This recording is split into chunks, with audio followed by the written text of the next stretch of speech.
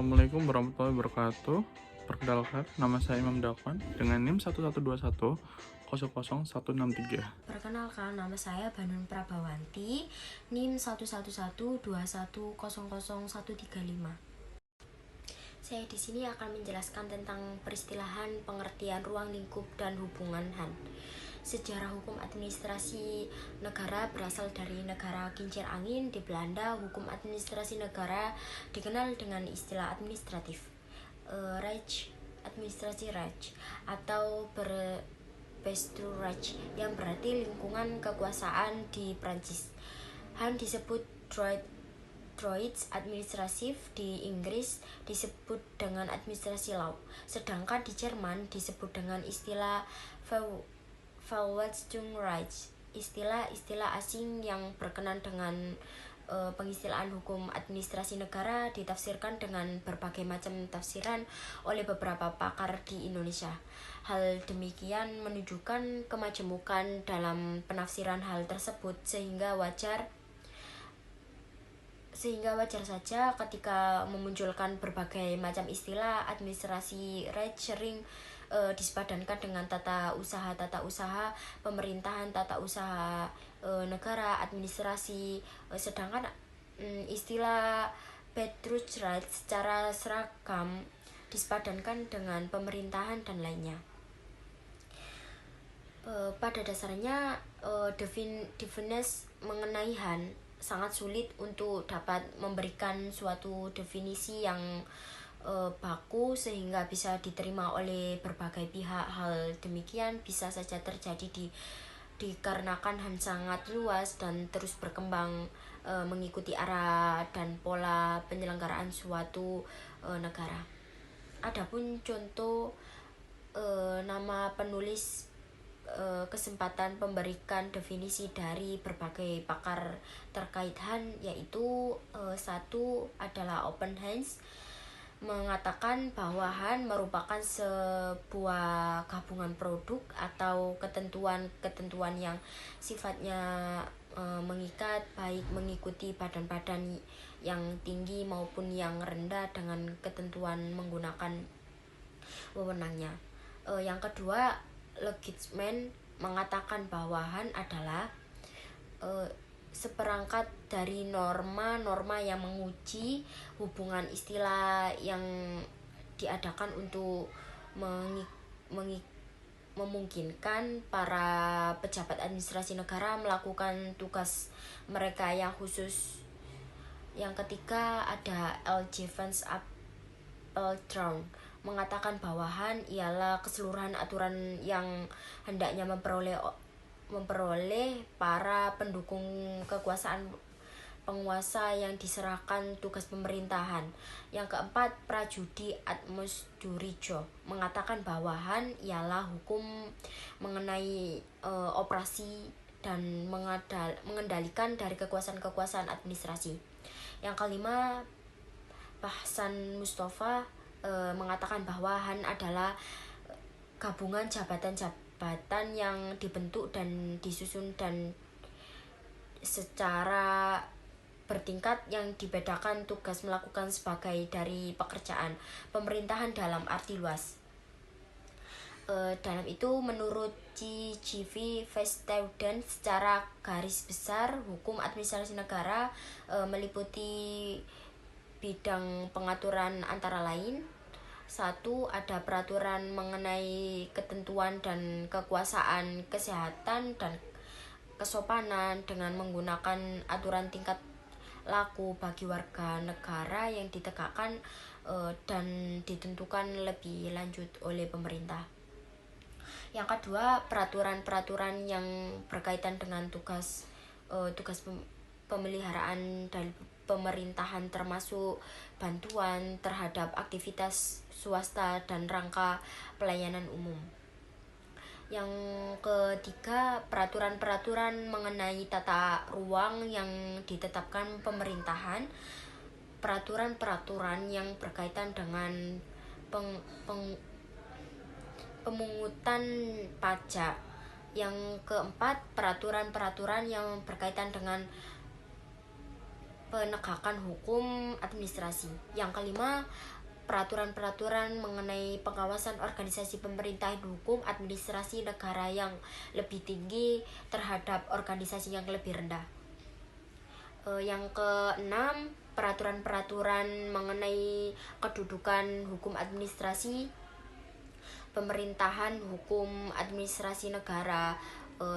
Pada dasarnya HTN dan HAN tetap memiliki hubungan yang erat sebab keduanya menjadikan negara sebagai objek kajian hukum tata negara, menentukan lembaga negara dan wewenangnya. Sementara hukum administrasi negara mengatur tentang operasional wewenang lembaga negara. Selanjutnya, ada sumber hukum administrasi negara merujuk pada pandangan bagaimana bahwa untuk mengidentifikasikan sumber hukum perlu berhati-hati sebab di dalam sumber hukum akan memberikan petunjuk tentang bagaimana di mana hukum itu berada. Olehnya itu diperlukan berhati-hati dalam istilah sumber hukum. Sebagai sumber hukum menggunakan berbagai pengertian hukum dapat menimbulkan kekeliruan bahkan menyesatkan. Dalam pandangan Usop Ranuwijaya, sumber hukum memiliki dua arti, yakni nomor satu, sumber yang menjadi penyebab adanya hukum. Yang kedua, sumber hukum dalam pengertian bentuk perumusan kaidah-kaidah hukum yang terdapat dalam masyarakat. Sementara dalam pandangan Sudikno Mertokusumo, kata sumber hukum sering digunakan di dalam beberapa arti, yaitu satu, sebagai asas hukum, sebagai sesuatu yang menjadi permulaan hukum. Contohnya kehendak Tuhan, akal manusia, jiwa bangsa, dan sebagainya. Nomor 2, menunjukkan hukum terdahulu yang memberi bahan-bahan hukum yang sedang berlaku, misalnya hukum di Prancis dan Romawi. Yang ketiga, sebagai berlakunya yang memberikan kekuatan berlaku secara formal kepada peraturan hukum. Yang empat, sebagai sumber dari mana kita mengenal hukum, misalnya dokumen, UU, dan lain-lain. Yang kelima, sebagai sumber terjadinya hukum, sumber yang menimbulkan hukum, sedangkan menurut pasal 1 ketentuan MPR nomor 3/MPR/2000. Nomor 1, sumber hukum adalah sumber yang dijadikan bahan untuk penyusunan peraturan perundang-undangan. Yang nomor 2, sumber hukum terdiri atas hukum tertulis dan hukum tidak tertulis. Yang ketiga, sumber hukum dasar nasional adalah Pancasila dan UUD 1945. Sedangkan sumber hukum administrasi nasional terbagi menjadi dua, yaitu nomor 1, sumber hukum material adalah tempat dari mana administrasi hukum administrasi negara itu berasal. Sumber hukum material merupakan faktor yang membantu atau mempengaruhi membentukan isi hukum. Administrasi meliputi A. Sumber hukum historis, sejarah hukum dapat menjadi sumber hukum administrasi negara. Material dalam arti memberikan pengaruh atas penentuan materi atau hukum tata kelola pemerintahan. Dalam konteks HAN, sumber hukum historis yang paling relevan ialah UU dan sistem hukum tertulis di masa lampau, sebab keduanya yang pernah berlaku di masa lampau. Yang B, sumber hukum sosiologis respektif, bahwa sumber hukum material adalah seluruh masyarakat yang terkait dengan keberadaan lembaga-lembaga sosial, dalam arti bahwa sumber hukum merupakan faktor-faktor dalam masyarakat. Yang ikut menentukan isi hukum positif, faktor-faktor meliputi pandangan masyarakat terhadap ekonomi, pandangan gamis, dan lainnya. Yang C, sumber hukum filosofi, terdapat dua hal dianggap penting. Apa saja yang dianggap adil, maka bisa dijadikan sebagai sumber hukum demi tercapainya keadilan di dalam masyarakat. Serta faktor-faktor yang membuat seseorang tunduk terhadap hukum. Yang kedua, sumber hukum formil. Sumber hukum administrasi negara formil adalah sumber hukum yang berasal dari aturan-aturan hukum yang sudah mempunyai bentuk sebagai pernyataan berlakunya hukum. Sumber-sumber hukum administrasi negara formal meliputi A. Hukum tertulis. Perundang-undangan ada 4 dasar hukum yang mengatur mengenai jenjang peraturan perundang-undangan di Indonesia.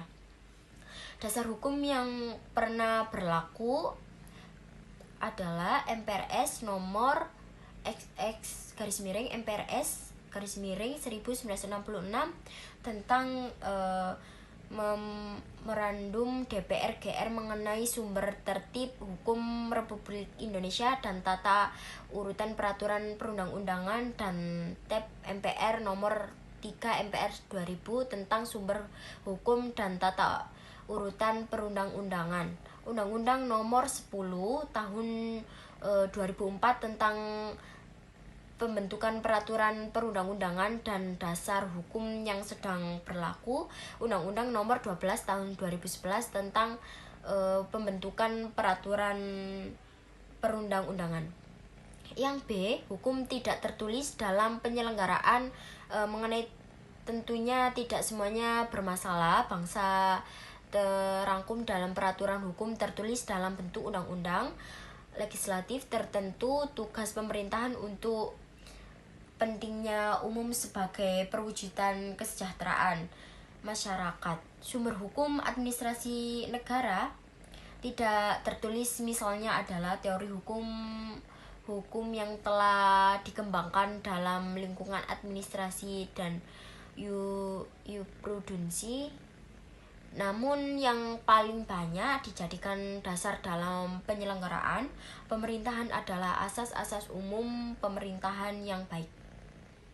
Yang C, jurisprudensi berarti peradilan pada umumnya, yakni pelaksanaan hukum dalam hal yang konkret terjadi peraturan hal-hal yang dijadikan oleh suatu badan yang berdiri sendiri dan diadakan oleh negara serta bebas pengaruh pada dan siapapun dengan cara memberikan keputusan yang bersifat mengikat. Yang D, doktrin adalah pendapat para ahli dapat menjadikan sumber hukum administrasi negara formal, sebab pendapatan para ahli hukum dapat melahirkan teori-teori dalam lapangan hukum administrasi yang kemudian dapat mendorong timbulnya kaidah-kaidah hukum administrasi negara. Di sini saya akan melanjutkan pembahasan dari Banun Prabawanti. Yang poin ketiga adalah wewenang dan tindakan pemerintah. Wewenang ialah hak yang dimiliki oleh badan dan ataupun pejabat pemerintahan atau dalam hal ini penyelenggaraan negara untuk mengambil sebuah keputusan atau tindakan diskresi dalam menyelenggarakan pemerintahnya. UU nomor 23 tahun 2024 tentang administrasi pemerintahan. Sedangkan kewenangan merupakan kekuasaan formal yang berasal dari undang-undang, maka apabila ia berwenang untuk melakukan suatu yang disebutkan di dalam undang-undang, maka itulah kewenangannya. Dalam Perpustakaan Hukum Administrasi Negara sendiri itu terdapat 3 cara untuk memperoleh wewenang, yaitu atribusi, Delegasi, mandat. Atribusi diakatkan sebagai cara normal untuk memperoleh wewenang. Biasanya atribusi merupakan pembentukan wewenang tentu dan diberikan kepada lembaga tertentu saja. Kalau delegasi ialah pelimpahan wewenang pemerintahan dalam suatu lembaga ke lembaga lain.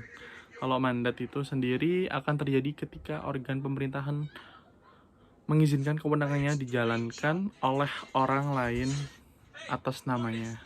Sedangkan tindakan pemerintah ialah sebuah hal atau kegiatan yang dilakukan oleh sebuah organ demi menjalankan dapat dibagi menjadi dua, yaitu tindakan yang bukan merupakan tindakan hukum, dan kedua yaitu tindakan yang mengakibatkan perbuatan hukum.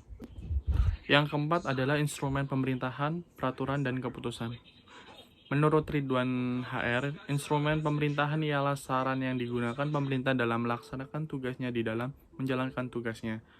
Pemerintah melakukan tindakan hukumnya dengan menggunakan sarana seperti alat tulis menulis, sarana transportasi, dan gedung perkantoran. Di lain sisi, pemerintah juga menggunakan berbagai instrumen untuk menjalankan kegiatan, mengatur, dan menjelaskan urusan pemerintah dan masyarakat, seperti peraturan perundang-undangan, keputusan perizinan, instrumen hukum, keperdataan, dan lain-lain. Dan secara teoritis, istilah perundang-undangan punya dua pengertian, yaitu perundang-undangan ialah proses pembentukan atau membentuk peraturan negara, baik di tingkat pusat maupun di tingkat daerah. 2. Perundang-undangan adalah segala peraturan negara yang merupakan hasil pembentukan peraturan-peraturan baik di tingkat pusat maupun daerah. Di dalam beberapa literatur bahwasanya peraturan perundang-undangan memiliki beberapa ciri. Kalau menurut saya ada 3 sih ya. Bersifat umum dan komprehensif, bersifat universal, serta memiliki kekuatan untuk mengireksi dan memperbaiki diri sendiri, sehingga bisa dipahami bahwa bahwasanya keputusan tata usaha negara itu memiliki beberapa ciri, yaitu keputusan tertulis dikeluarkan oleh lembaga dan atau pejabat, sifatnya memiliki tindakan hukum, bersifat individual, konkret, dan final, serta berakibat hukum. Dan selanjutnya, instrumen pemerintahan, peraturan kebijakan. Peraturan kebijakan adalah wujud formal kebijakan yang ditetapkan oleh pejabat administrasi negara berdasarkan asas diskresi. Bentuk formal peraturan kebijakan dalam hal tertentu sering tidak berbeda atau tidak dapat dibedakan dari format peraturan perundang-undangan. Menurut Phillips sendiri, peraturan kebijakan pada hakikatnya merupakan produk dari perbuatan tun yang bertujuan untuk menampakkan sebuah kebijakan tertulis. Fungsi peraturan kebijakan ini sebagai bagian dari operasional penyelenggaraan tugas pemerintahan sehingga tidak dapat mengubah peraturan perundang-undangan. Bagi Manam menyebutkan ciri-ciri peraturan kebijakan ada 2, bukan merupakan peraturan perundang-undangan. Sekian dari kelompok kami. Bila ada salah kata, mohon maaf. Bila ada kurangnya juga mohon maaf. Saya akhiri. Wassalamualaikum warahmatullahi wabarakatuh.